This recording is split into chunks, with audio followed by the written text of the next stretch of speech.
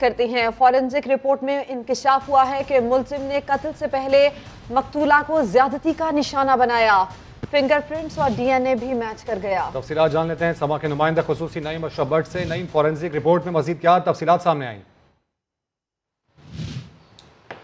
جی رمیز، 4 چیزیں تھیں جو پنجاب فورنزک ایجنسی نے بتانی تھی۔ اسلام آباد پولیس نے جو انہیں 4 چیزیں پوچھی تھی، اس میں سب سے پہلے یہ تھا کہ کیا قتل سے پہلے کچھ زیادتی ہوئی ہے، تشدد ہوا ہے، تو وہ بالکل دونوں چیزیں فورنزک رپورٹ میں ثابت ہوئی ہیں۔ اور قتل سے پہلے مقتولہ نور مقدم کو ملزم ظاہر جعفر نے تشدد بھی کیا اور جنسی زیادتی کا نشانہ بھی بنایا، اور جو چھاتی ہے وہاں پر بدترین تشدد کا کہا گیا ہے کہ وہاں نشانات ملے ہیں۔ اور اس کے علاوہ دوسری چیز جو اہم ترین ہے وہ ہے ڈی این اے ملزم ظاہر جعفر کا۔ وہ 2 جگہ سے اس کا میچ کیا ہے، ایک تو جو آلہ قتل یا جو مقتولہ کے ساتھ ان کے کپڑوں سے یا ان سے جو ملا ہے وہ ڈی این اے، دوسرا جو ریپ کیا ہے ملزم نے وہاں سے بھی اسی اکیلے ملزم ظاہر جعفر کا ہی ڈی این اے وہاں پر بھی ملا ہے۔ تیسری چیز اہم تھی وہ فنگر پرنٹس، جو چاقو استعمال ہوا قتل کے لیے وہاں پر بھی فنگر پرنٹس میچ کیے ملزم ظاہر جعفر کے۔ ایک ہی جو شخص ہے وہاں اس کے فنگر پرنٹس ہیں اور ڈی این اے بھی ملزم کا ہی ہے۔ تیسری چیز جو انہوں نے بتانی تھی وہ تھی کہ جو ویڈیوز سی سی ٹی وی ویڈیوز دی گئی تھی وہ دیکھنا تھا کہ کیا یہ جو نظر آ رہے ہیں یہ وہی ہیں، تو وہ بالکل جو فوٹیج میں نظر آ رہا ہے وہ ظاہر جعفر ہی ہے، اور دوسرا نور مقدم بھی اس میں نظر آ رہی ہے جو سی سی ٹی وی فوٹیجز ہیں۔ اس کے علاوہ جو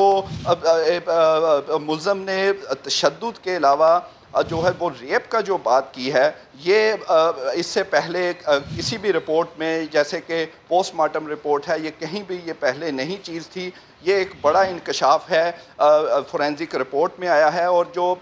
پوسٹ مارٹم رپورٹ ہے یہ بھی بتانا تھا چوتھی اہم بات کہ کب کیا گیا، تو یہ بھی انہوں نے بتایا ہے کہ قتل سے 12 گھنٹے بعد پوسٹ مارٹم رپورٹ جو ہے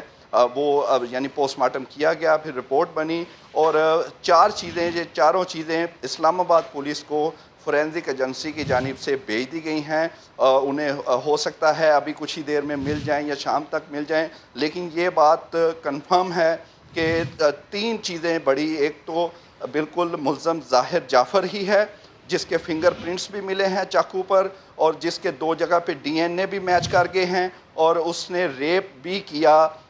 بدقسمت مقتولہ نور مقدم سے، اور شدید تشدد کیا کہ چھاتی جو ہے، جو رپورٹ میں لکھا ہے کہ مقتولہ کی چھاتی پر بدترین تشدد کے نشانات ملے ہیں، اور جو چیزیں سمجھ آ رہی تھی اس سے پہلے وہ اب فورنزک میں بالکل ثابت ہو گئی ہیں، اور ایک ہی بندہ ہے اور وہ ملزم ظاہر جعفر ہی ہے جس کے فنگر پرنٹس بھی ہیں، ڈی این اے بھی اسی کا ہے، اور ویڈیو میں بھی وہی نظر آ رہا ہے، اور ساتھ نور مقدم بھی ہیں۔ اس لیے اب کوئی شک نہیں رہتا اس رپورٹ کے بعد جو کہ